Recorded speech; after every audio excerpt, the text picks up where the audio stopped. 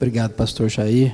O privilégio, a honra é minha de ser seu amigo e de ter o privilégio de oportunamente estar aqui com vocês. Me sinto muito em casa e o meu desejo é que a graça de Deus seja sobre nós, que o Espírito Santo de Deus, que inspirou a Bíblia, ilumine agora o nosso coração. Abra sua Bíblia comigo no Evangelho de Cristo, conforme o relato de Marcos. Marcos, capítulo 14. Marcos 14, versos de 1 a 9.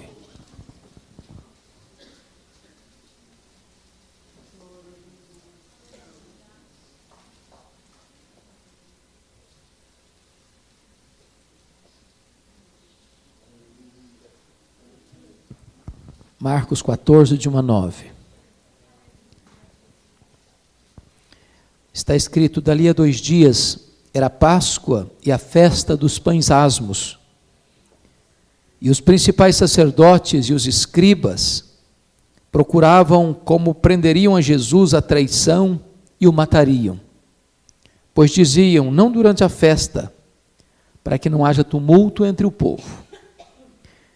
Estando ele, Jesus, em Betânia, reclinado à mesa em casa de Simão o leproso, veio uma mulher trazendo um vaso de alabastro com preciosíssimo perfume de nardo puro. E quebrando o alabastro, derramou o bálsamo sobre a cabeça de Jesus. Indignaram-se alguns entre si e diziam: para que esse desperdício de bálsamo? Porque este perfume poderia ser vendido por mais de 300 denários e dar-se aos pobres. E murmuravam contra ela. Mas Jesus disse: deixai-a, por que a molestais? Ela praticou boa ação para comigo, porque os pobres sempre os tendes convosco, e quando quiserdes podeis fazer-lhes bem, mas a mim nem sempre me tendes. Ela fez o que pôde, antecipou-se a ungir-me para a sepultura. Em verdade eu vos digo, onde for pregado em todo o mundo o Evangelho, será também contado o que ela fez, para a memória sua. Amém. Irmãos e irmãs, o contexto aqui é que nós estamos a 2 dias da maior festa judaica, a festa da Páscoa.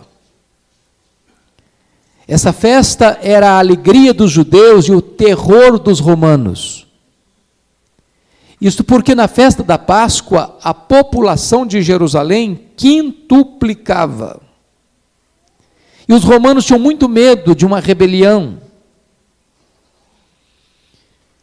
E diz a Bíblia que nesse momento, às vésperas dessa grande festa, havia uma trama sendo urdida nas caladas da noite pelas principais autoridades de Israel, os principais sacerdotes, os anciãos do povo, que tramavam a prisão de Jesus por traição, e eles já haviam tomado uma decisão: ele vai morrer, ele precisa morrer. Porque Jesus Cristo, a essas alturas, já havia desmascarado esses líderes de Israel, os saduceus, que eram líderes da religião judaica, de onde procedia a classe sacerdotal, que transformaram a casa de Deus num covil de salteadores.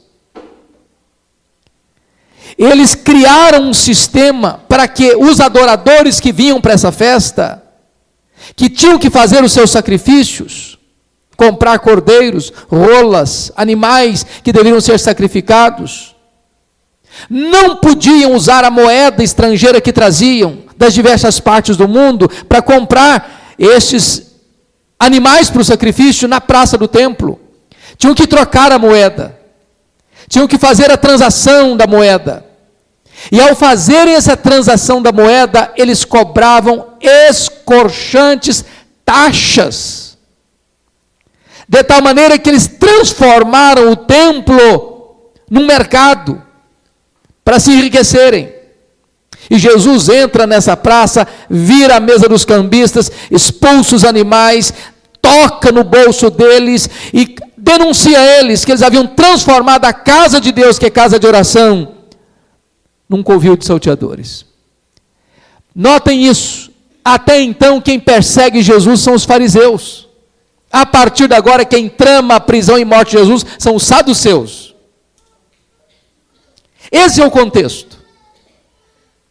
Mas na mesma hora que Jesus enfrenta tanta hostilidade, uma família na aldeia de Betânia resolve acolher Jesus. Prepara um jantar para Jesus. Prepara uma festa para Jesus. Jesus é sempre assim. Enquanto uns o rejeitam, outros o acolhem. Enquanto ele é odiado por uns, ele é amado por outros. E bendito seja Deus, porque nós estamos aqui porque amamos a Jesus. Porque ele é bem-vindo aqui. Embora o mundo o hostilize, o odeie, o rejeite, nós o amamos. Mas notem, diz a Bíblia, que ele está aqui na casa de um homem chamado Simão, o leproso. Eu pergunto a você, quem é esse homem? Eu não sei. Muito provavelmente você também não. Eu não sei se Simão é o pai de Marta, Lázaro e Maria, eu não sei. Eu não sei se Simão é o marido de Marta, eu não sei. Eu não sei se é o pai de Marta, eu não sei. Eu não sei se é um amigo da família, eu não sei. Mas algo me chama a atenção. O nome dele, Simão, o leproso. Eu pergunto a vocês, ele ainda era leproso? Ele ainda era leproso? E a resposta categórica é, claro que não. E por que não? Porque se o fosse, nem em casa ele podia ficar. Se o fosse, ele não podia receber ninguém. Se o fosse, ele não poderia dar um banquete para ninguém. Se o fosse, eu tinha que estar num leprosário. Mas por que ele tem esse nome, Simão o leproso? Para nos alertar de um perigo ainda hoje. Qual o perigo? O perigo de rotular as pessoas. Nós costumamos fazer isso. Rotulamos as pessoas. E é um perigo rotular, sabe por quê? Porque às vezes esse rótulo não tem mais nada a ver com a pessoa. Mas o rótulo fica. O rótulo fica. Mas nessa cena aqui, eu quero chamar a sua atenção para uma mulher. Uma mulher. Aqui nesse texto, essa mulher não tem nome. No texto paralelo de Mateus 26, também ela não tem nome. É uma mulher desconhecida, incógnita. Mas o texto paralelo de João 12, essa mulher tem nome. Essa mulher aqui é Maria, irmã de Marta e Lázaro. Essa mulher aparece só 3 vezes na Bíblia, só 3 vezes. Nas 3 vezes que ela aparece, ela está assentada aos pés de Jesus. Que coisa fantástica, que biografia linda, que síntese maravilhosa de uma vida, aos pés de Jesus. A primeira vez que ela aparece na Bíblia é lá em Lucas 10, e ela está aos pés de Jesus para aprender. Marta está ocupada, cuidando da casa, dos afazeres, e fica até incomodada de ver sua irmã sentada aos pés de Jesus, e até chama a atenção de Jesus, não vais falar com a minha irmã para vir me ajudar? E Jesus respondeu para Marta, Marta, andas preocupada, inquieta com tantas coisas, só uma coisa é necessária, e Maria escolheu a boa parte, e esta não lhe será tirada. Em vez de a gente ficar correndo de um lado para o outro, preocupado com tantas coisas, o melhor lugar da nossa agenda é aos pés de Jesus, para aprendermos com Ele. A segunda vez que essa mulher aparece na Bíblia, ela é João 11, e ela está novamente aos pés de Jesus para chorar. Temos tantas dores, não? Tantas lágrimas, tantas noites escuras na alma, tantos vales profundos, tantas cicatrizes no nosso coração. E às vezes nós contemos e represamos essas lágrimas dentro de nós. Ou às vezes nós nos rebelamos contra a vida, ou contra a providência carrancuda, e nos tornamos amargos. Mas Maria nos ensina que nós podemos espremer o pus da ferida da alma, lancetar os abscessos da alma, e abrir o nosso coração e derramar nossas lágrimas aos pés do Senhor Jesus. Mas a terceira vez que essa mulher aparece na Bíblia é aqui nesse texto, que tem também um relato em Mateus 26 e em João 12. E mais uma vez Maria está aos pés de Jesus, agora para agradecer. Agradecer o quê? Muito provavelmente a ressurreição do seu irmão. Como Jesus tirou-a das lágrimas para a alegria, do sofrimento mais atroz para o gozo mais inefável. E aqui, irmãs e irmãos, eu quero chamar a atenção para 8 verdades que Maria nos ensina. Se você trouxe papel e caneta, anote. Sabe por quê? Porque o papel mais amarelo e a tinta mais fraca é mais fiel do que a memória mais prodigiosa. Se você não trouxe papel e caneta, então afia a memória, para que a gente guarde no coração e na mente essas 8 verdades que Maria vai nos ensinar.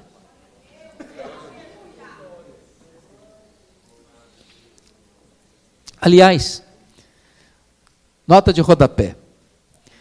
Nota de rodapé. Os puritanos, que foi uma geração muito estudiosa e temente a Deus, tinha esse hábito de ir para a igreja com um papelzinho dentro da Bíblia e com a caneta. Sabe o que eles faziam? Ensinavam as crianças, os filhos pequenos, escuta o sermão do pastor e anotem. Quando eles chegavam em casa, não tinha Fantástico, não existia esse negócio. Sabe o que eles faziam? Reuniam a família, compartilhavam as anotações que cada um fez numa roda, e iam então saborear de novo a mensagem de Deus em família. Olha que costume maravilhoso. Olha que prática fantástica. Então vamos aprender com Maria. O que Maria nos ensina? Vamos primeiro pegar a cena. Jesus está nessa casa de Simão, assentado à mesa. De repente Maria surge com um vaso de perfume. Esse vaso era um vaso de alabastro. Alabastro é uma pedra ornamental. E ela pega esse vaso, que tem um preciosíssimo perfume, notem o grau superlativo, preciosíssimo, de uma essência, chamada de nardo. E essa essência não é misturada, é nardo puro. Ela pega esse vaso de perfume tão caro, que foi avaliado em mais de 300 denários, e 300 denários era o resultado do salário de um trabalhador durante 300 dias, porque era um denário por dia o salário. Portanto, algo valiosíssimo como resultado de um ano de trabalho, e não abre o vaso. Colocando gota a gota, ela quebra o vaso e derrama todo aquele perfume sobre a cabeça de Jesus. Diz a Bíblia que a casa, está lá em João 12, se encheu desse perfume. E que esse perfume escorre sobre o corpo de Jesus, e ela solta os seus cabelos, e começa a enxugar os pés de Jesus, já molhados por esse perfume, com os seus cabelos.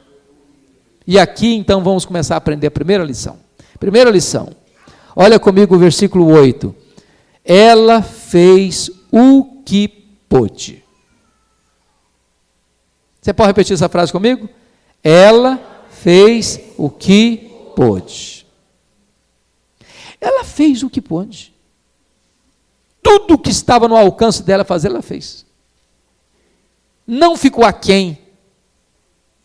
E aí me vem uma pergunta no coração, irmãos e irmãs: nós estamos fazendo para Jesus tudo o que nós podemos? Temos sido zelosos nisso? Entregamos para Ele tudo o que podemos? Da nossa inteligência, dos nossos dons, do nosso tempo, dos nossos recursos. Nos entregamos por inteiro e colocamos tudo o que somos e temos a serviço dele. Ela fez o que pôde. Tem hora que eu fico imaginando que as pessoas pagãs, que não conhecem o Deus vivo, são mais zelosas em servirem os seus deuses feitos por mãos humanas, do que nós somos zelosos em servir o Deus que nos criou e nos salvou. De vez em quando eu vejo pelas estradas de São Paulo aqui, gente caminhando com a cruz nas costas, sangrando, indo para Aparecida. Lá em Vitória tem um chamado Convento da Penha. É uma montanha alta. Tem gente que sobe de joelhos. Chega ensanguentado lá em cima. Eu fui a Portugal há poucos dias, há um mês e pouco, e fui visitar uma cidade próxima de Coimbra, onde tem uma famosa e importante faculdade de Direito, e vi as pessoas caminhando, verdadeiras caravanas, a pé, no asfalto. Eu perguntei: o que essas pessoas estão fazendo? Estão indo para Fátima, para pagar suas promessas. E eu perguntei: mas a que distância elas estão andando? 100, 200, 300 quilômetros a pé. Quantas vezes aqueles que não conhecem a Deus são mais zelosos em fazer para os seus ídolos o que nós não fazemos para o Deus da nossa salvação? Maria fez o que pôde.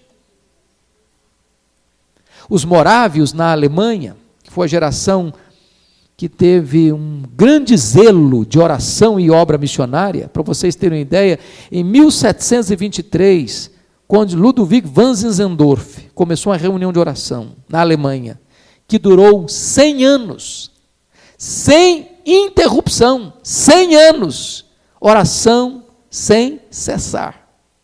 Essa geração dos morávios, cada 25 morávios sustentavam um missionário fora da Alemanha. Eram pobres.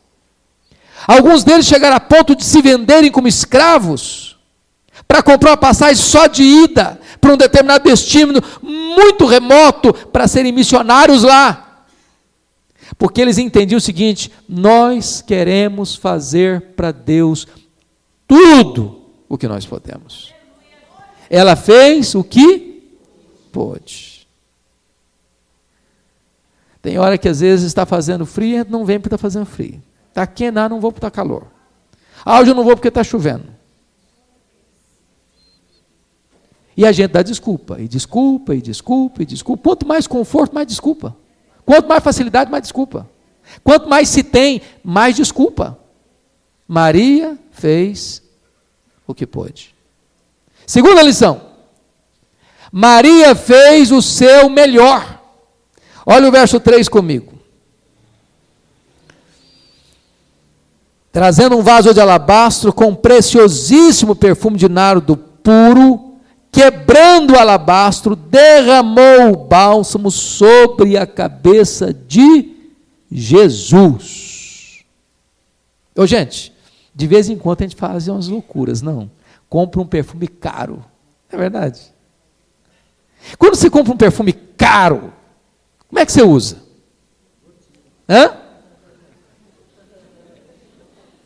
Você põe a ponta do dedo, né? Dá uma melhadinha, passa um pouquinho aqui, passa um pouquinho aqui, talvez um pouquinho no pulso, e você pensa assim, tem que durar 1 ano, pelo menos. Agora pense comigo o que Maria faz. Ela não abre esse vaso, ela não destampa esse vaso de pedra, ela quebra. Sabe por que ela quebra?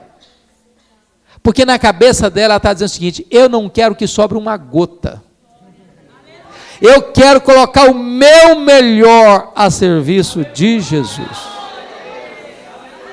Meu melhor. Mas você pergunta o seguinte, mas o que é esse negócio de nardo? Porque o perfume é preciosíssimo, mas o perfume foi feito de nardo. Nardo era essência. Só que essa essência chamada nardo não tinha em Israel, não tinha. Esse nardo vinha das cordilheiras do Himalaia. Era moído, uma folha seca, raríssima, lá nas alturas do Himalaia. Isso descia em lombos de camelos. Era um produto caríssimo. Ninguém comprava um vaso de alabastro desse tamanho assim, de uma hora para outra, não. Para vocês terem uma ideia, 1 grama desse nardo puro, dessa essência, valia 1 denário. É a mesma coisa você ter que gastar um dia de serviço para comprar 1 grama. Gente, 1 grama é nada. Como aquele perfume foi avaliado em mais de 300 denários, somos levados a crer que dentro desse vaso de alabastro devia ter praticamente meio quilo de perfume.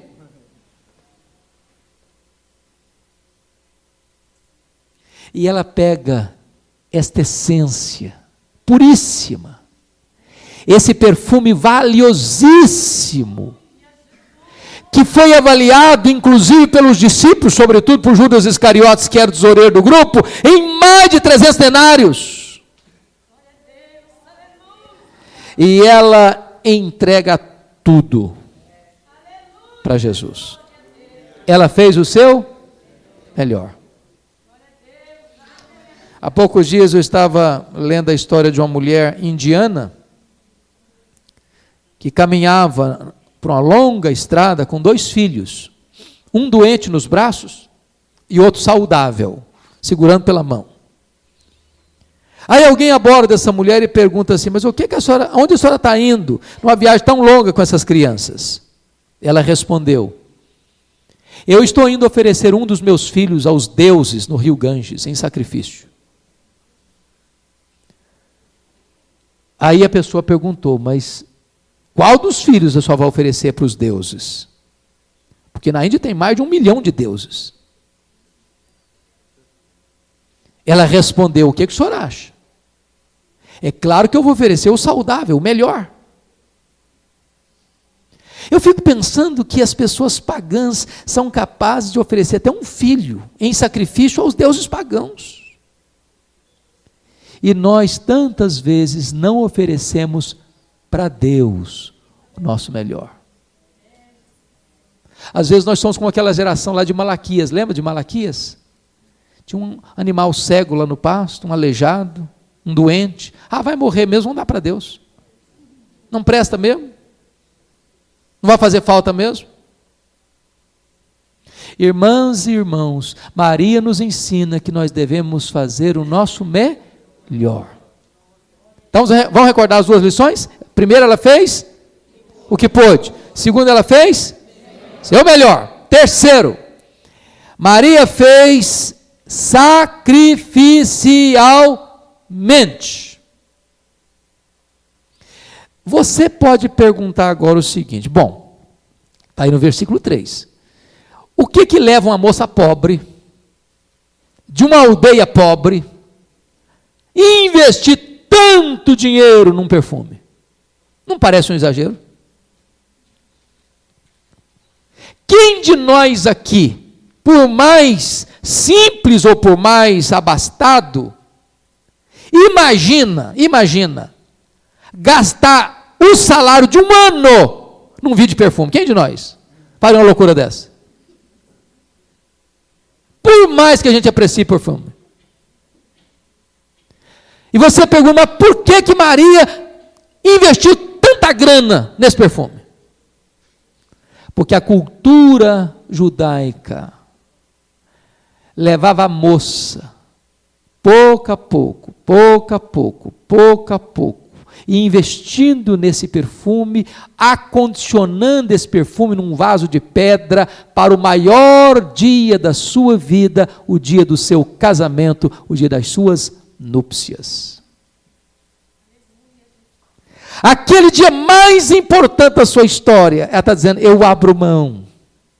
E apesar de eu ter feito todo esse esforço, ao longo de muito tempo, para comprar esse perfume caríssimo, eu quero fazer sacrificialmente, entregar isso para Jesus.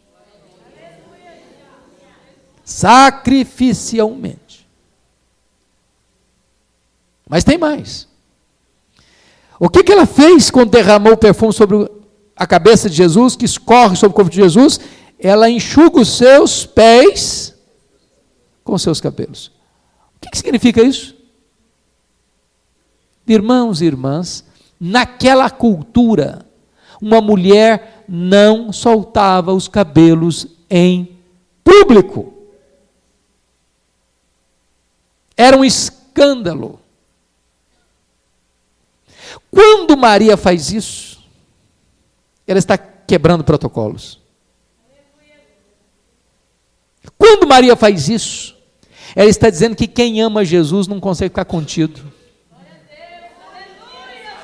Que para amar Jesus você tem que ser um pouco extravagante. Você corre riscos. Corre riscos. Ela fez o que pôde. Ela fez o seu melhor. Terceiro lugar, ela fez sacrificialmente. Quarta lição. Ela fez o que pôde. Ela fez o seu melhor. Ela fez sacrificialmente. Em quarto lugar, ela fez apesar das críticas. Confira comigo. Versículo 4. Vejam vocês que ela enfrentou 3 críticas muito severas. Primeira crítica está aí no versículo 4. Indignaram-se alguns entre si e diziam: para que esse desperdício? Indignação. Ô, gente, o que é indignação, hein? Uma pessoa está indignada. O que é isso? Está com raiva. Está irada. Quando os discípulos, esses aqui que estão aqui, ó, esses alguns aqui, eram os discípulos. Gente que devia estar olhando para Maria e dizer: puxa vida, que exemplo, que consagração, que dedicação. Está puxando da nossa orelha. Eles, em vez de aprender com ela, ficaram indignados. Porque quando você consagra a sua vida para Deus, tem gente na igreja que vai falar: isso é exagero. Que exagero, o que é isso? Desperdício. O que é isso? O negócio de ser crente mais assim também não dá, não. E a igreja todo domingo, toda a reunião, que é isso? É demais, sim, exagero. Ficaram indignados. Olha a segunda reação que tiveram com ela, olha o versículo 5. Porque este perfume poderia ser vendido por mais de 300 denários e dar-se aos pobres. E murmuravam contra ela. Murmuração. Indignação em primeiro lugar, murmuração em segundo lugar. O que é murmuração, irmãos? É aquele negócio assim de pé de ouvido, aquele negócio de cochicho, de buchicho, que sai fermentando a igreja. Sabe o que é isso? Murmuração. Mas era murmurar.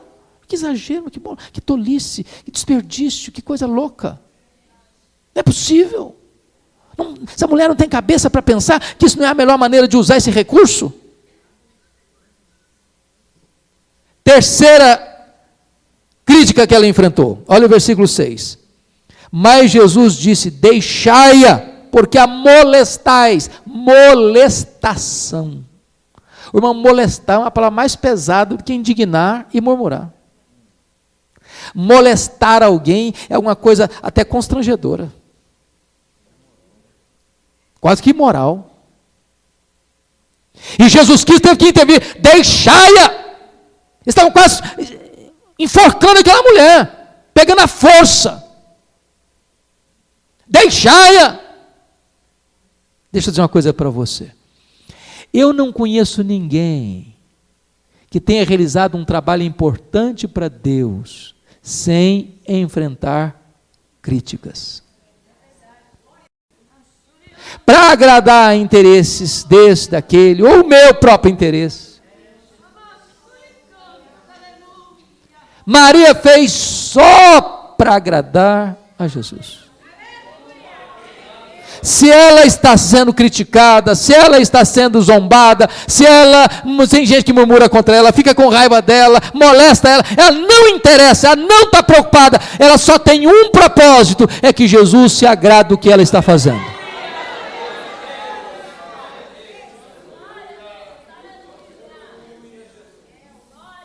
Então vamos recapitular de novo.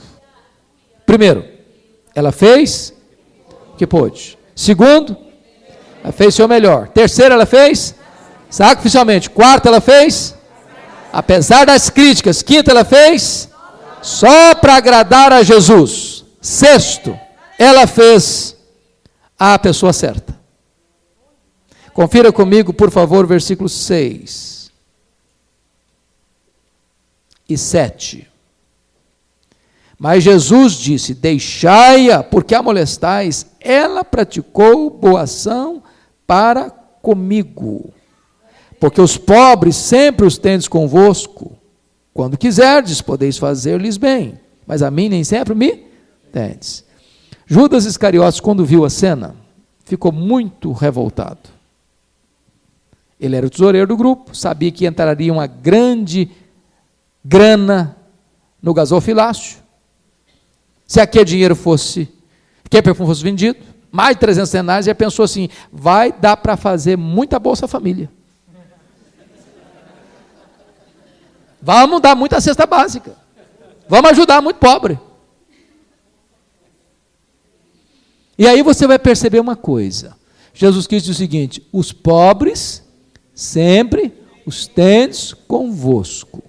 Podeis fazer bem a eles quando quiserdes, mas a mim nem sempre me tendes. Esse versículo levou, mais tarde, na década de 60, aqui na região da América Latina, a se criar uma falsa teologia, chamada de teologia da libertação. Que não é nem teologia e nem é libertação. E os teólogos da teologia da libertação também não são teólogos, são teologastros liberticidas. Que ensinava o seguinte, que reino de Deus, conversão, não é isso que nós chamamos de novo nascimento, uma experiência de um novo coração, uma mudança, não, é fazer obra social. É dar pão ao que tem fome, encher a panela do pobre, dar roupa para o nu, isso que é salvação, isso que é reino de Deus. E aqui está um perigo, porque deixa eu dizer para você, Jesus está querendo desencorajar você a ajudar os pobres aqui? Não, de jeito nenhum. Ele está dizendo que ajudar os pobres é errado? Não, de jeito nenhum. O que nós não podemos aceitar é que essa ideia de que se eu socorro os pobres e ajudo os pobres, eu estou salvo por isso. Ninguém entra no céu porque ajuda os pobres. Ninguém entra no céu porque dá comida para o pobre, porque dá roupa para o pobre. Você faz, ou você ajuda o pobre, não é para ser salvo, é porque já foi salvo. Você socorre o necessitado como evidência da sua salvação e não como causa da sua salvação. Primeiro Jesus, porque é Jesus quem move o seu coração a amar os pobres. Primeiro você busca o reino de Deus. E ajudar o necessitado é consequência da sua experiência com Deus. Porque aqueles que querem achar que chegam a Deus por meio das suas boas obras, estão anulando o sacrifício de Cristo, estão tentando abrir um novo caminho para Deus fora de Jesus Cristo. Então preste bem atenção, Maria fez a pessoa certa. Você tem que, ao ajudar o pobre, entender o seguinte: primeiro eu quero é glorificar o meu Deus, eu ajudo o pobre porque Deus está sendo glorificado. Vamos recapitular? Primeiro, ela fez o que pôde. Segundo, ela fez seu melhor. Terceiro, ela fez sacrificialmente. Quarto, ela fez apesar das críticas. Quinto, ela fez só para agradar Jesus. Sexto, ela fez a pessoa certa. Sétimo, ela fez no tempo certo. Olha o verso 8 comigo. Ela fez o que pôde, antecipou-se a ungir-me para a sepultura. Vamos entender isso aqui. Irmãos, quantos dias mesmo está acontecendo essa cena aqui? Antes da Páscoa? 2 dias antes da Páscoa. Preste atenção. Quando Judas se frustra com Maria, na opinião dele e dos outros, um desperdício de tanta grana, é desse lugar que ele sai para entregar Jesus. E agora notem, Jesus sai exatamente daqui para a entrada triunfal em Jerusalém. Betânia fica muito pertinho de Jerusalém. E aí a multidão já está lá, porque a festa está acontecendo, já vai acontecer, e a multidão está chegando, e ele entra, aquela multidão vai à frente dele, gritando, clamando, Hosana, Hosana, o que vem em nome do Senhor. E ele desce a montanha das oliveiras, Monte das Oliveiras, atravessa o vale do Cedron, já começa a subir a encosta do Monte Moriá, está defronte do grande templo reerguido e embelezado por Herodes, e está ali a porta de entrada da cidade, quando Lucas nos informa que Jesus olha para a cidade e começa a chorar. E o termo grego é chorou convulsivamente. E Jesus chorou porque ele viu que Jerusalém não aproveitou o tempo da sua visitação. Jesus chorou porque viu que os romanos viriam e massacrariam aquela cidade, arrasariam aquela cidade, destruiriam aquele templo, não ficaria pedra sobre pedra, e eles seriam passados ao fio da espada, e os judeus seriam dispersos pelo mundo inteiro. E Jesus então, a partir dali, não fala mais para o povo. Se reúne com os seus discípulos no cenáculo, e ali lava os seus pés, ali ensina sobre humildade, ali fala da casa do Pai, ali fala da segunda vinda, ali ele fala da descida do Espírito Santo, ali ele fala da paz que ele deixa para os discípulos, ali ele intercede pelos discípulos, ali ele institui a ceia, ali ele canta um hino, e dali ele sai para o jardim do Getsêmani, desce novamente o monte, atravessa o vale do Cedron, vai mergulhando de novo no sopé do Monte das Oliveiras, onde estava o jardim do Getsêmani, e ali a Bíblia diz que ele trava uma batalha de sangrento suor. Ali ele é preso, ali ele é levado para a casa do sumo sacerdote, ali os sinédrios se reúnem nas caladas da noite para espancar Jesus e para colocar 2 pesadas acusações sobre ele, dignas de morte: blasfêmia contra Deus, conspiração contra Roma. Quando chega sexta-feira cedo, levam Jesus para o pretório romano, e lá Pôncio Pilatos, covardemente, contra a sua consciência, sentencia Jesus à morte, e morte de cruz. Coloca um pesado lenho sobre ele, e debaixo de vaias e apupos de uma multidão completamente sedenta de sangue, gritando: crucifica-o, crucifica-o, crucifica-o, e ele vai marchando pelas ruas de Jerusalém, carregando aquele lenho, até que chegam no monte do Gólgota, esticam Jesus naquele leito vertical da morte, e ele é crucificado, e é estendido ali, e daquela cruz, 9 horas da manhã, dali ele profere 7 palavras. Às 3 horas da tarde, ele rende o seu espírito, ele é sepultado. Passa o sábado. Quando chega domingo de manhã, as mulheres vão ao sepulcro, bem de manhã, o dia não raiou ainda. E eu pergunto a vocês, o que as mulheres foram fazer no sepulcro? Embalsamar com perfumes o corpo morto de Jesus. Quando elas chegam, tomam um susto.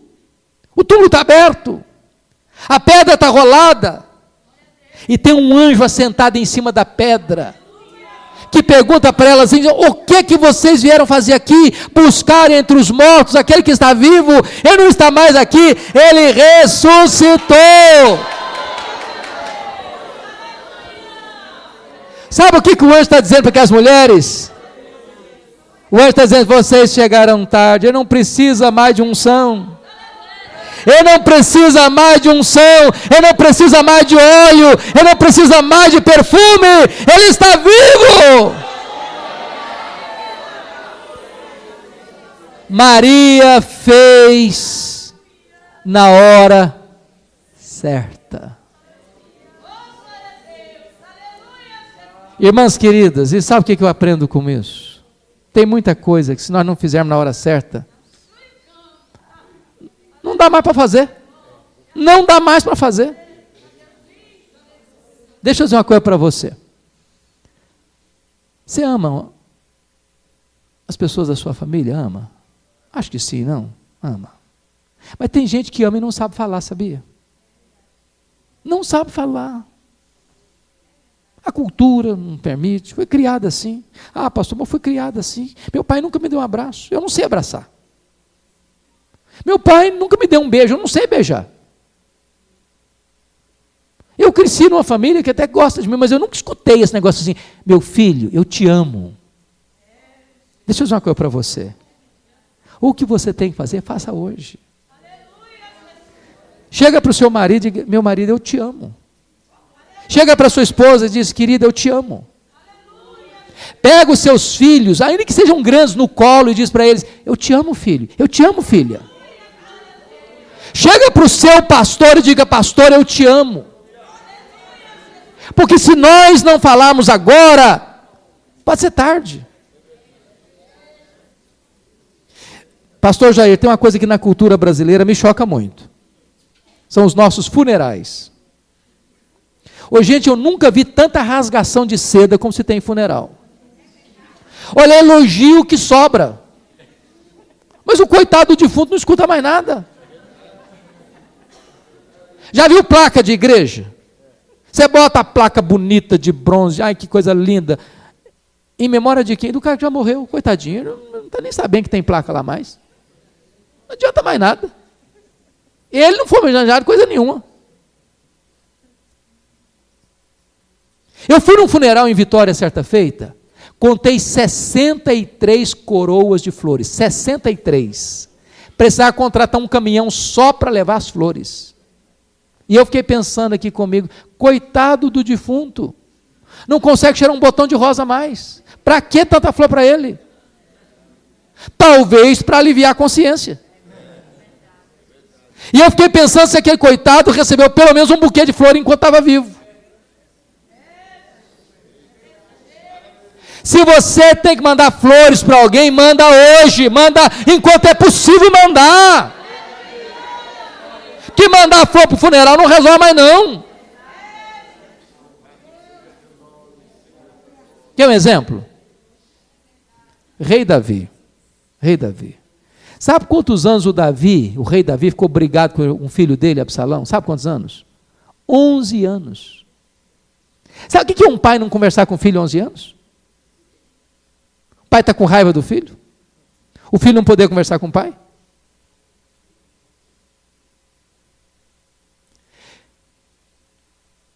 Aí um dia, por intervenção do Joabe, o filho que estava fora de Israel, não podia estar no território do seu pai, do reino do seu pai, trouxe o Absalão para Israel, para Jerusalém. Mas o Davi mandou um recado assim: ó, ele pode até voltar para Jerusalém, mas eu não quero ver a cara dele não. Pode vir, mas faça o favor de não aparecer aqui em casa. Chegou um dia que o Absalão mandou um recado para o pai dele: olha, vai lá falar com meu pai, que se ele tem alguma coisa contra mim, que me mate, mas fale comigo. Eu não aguento mais ficar nesse silêncio, nessa mágoa, nessa situação complicada com meu pai. Eu prefiro que ele me mate, mas que ele converse comigo. Sabe o que aconteceu com Davi? Ele recebeu o filho dele no palácio, deu um beijo no rosto, depois de 7 anos de silêncio, e não falou uma palavra com seu filho. Sabe o que ele plantou no coração do filho ali? Ódio, mágoa, revolta. Passaram-se mais 4 anos, e o Absalão armou uma conspiração contra o pai, nas barbas do pai. Depois de 11 anos, Absalão não queria mais conversar com o pai. Não queria mais o perdão do pai. Agora queria matar o pai. Agora queria o trono do pai. Agora conspira contra o pai. E Davi trava a mais pesada guerra da história da vida dele com seu próprio filho. Ganhar a batalha é ver o filho morto. Perder a batalha é ser morto pelo filho. Qualquer dos dois lados é derrota. Nessa inglória batalha, o Absalão morreu. E o Davi chorou muito. E gritou: meu filho Absalão, Absalão, meu filho Absalão, ah, meu filho Absalão, quem me dera dar a minha vida por ti, meu filho Absalão. Tarde demais, o menino já não podia escutar isso mais. Não adianta dizer que ama no funeral. Não adianta mandar flor para o funeral. Se você tem que fazer alguma coisa importante para alguém, faça hoje, enquanto você pode. Maria fez no tempo certo.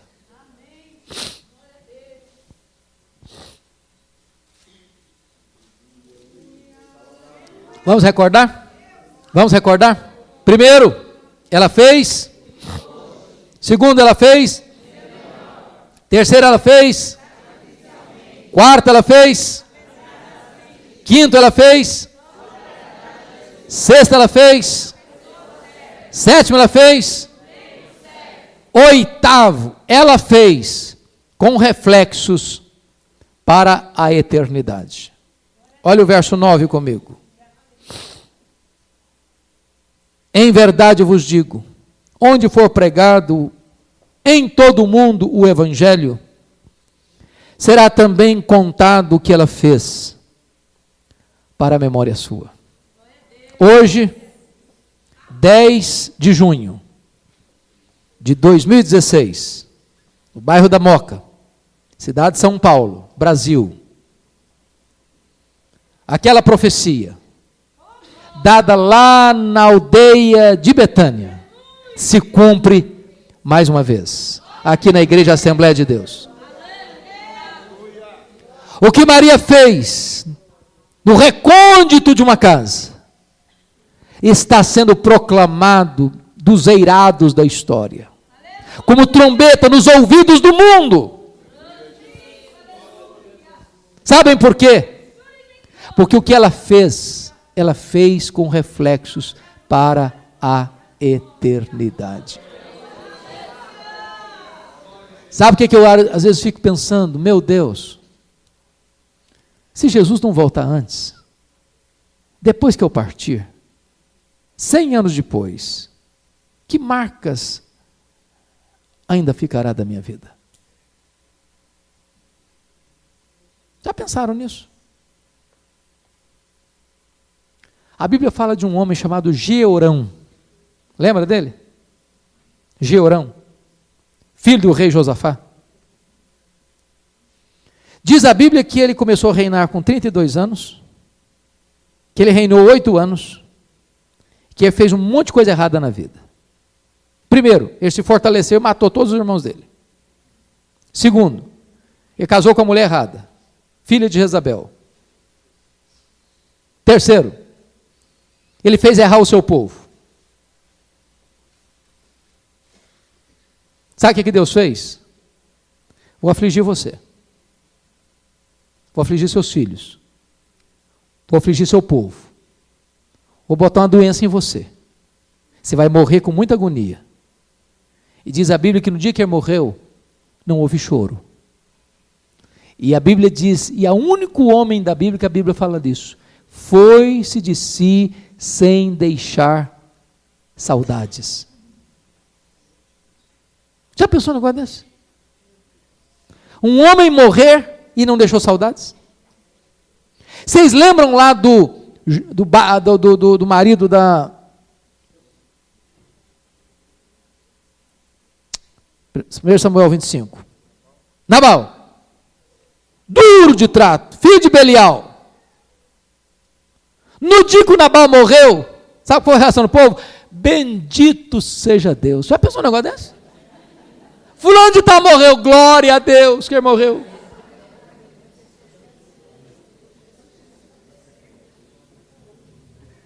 Que alívio. Irmãos queridos, o que é que você e eu estamos plantando para a eternidade?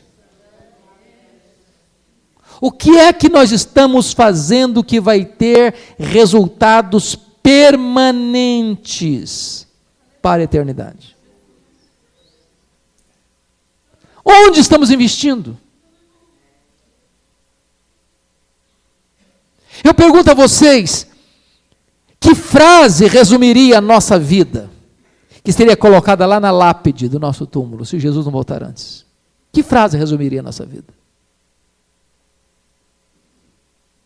Porque às vezes a gente é igual Balaão, lembra do Balaão? Ele queria morrer a morte de um justo, sem viver a vida de um justo. Não dá para morrer a morte de um justo sem viver a vida de um justo.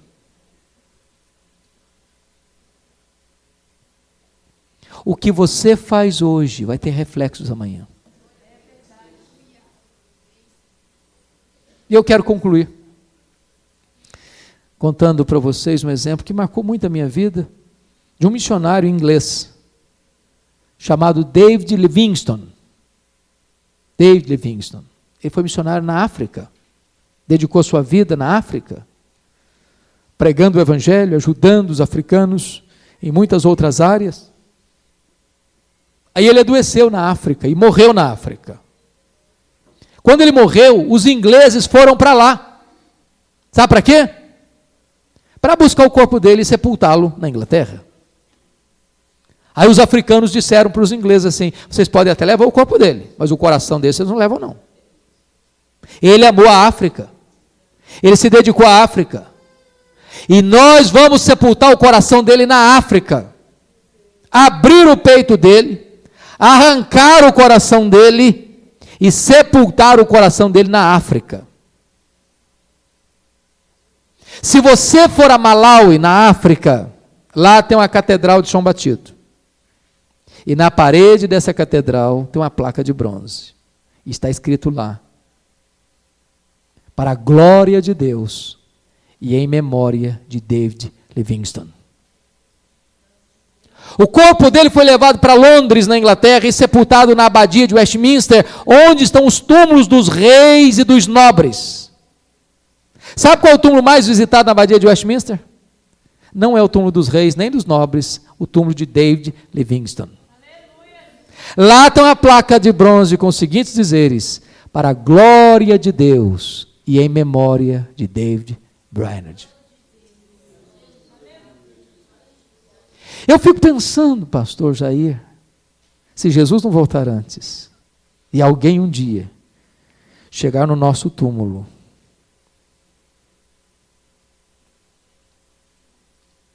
o que ela vai pensar? O que ela vai conhecer?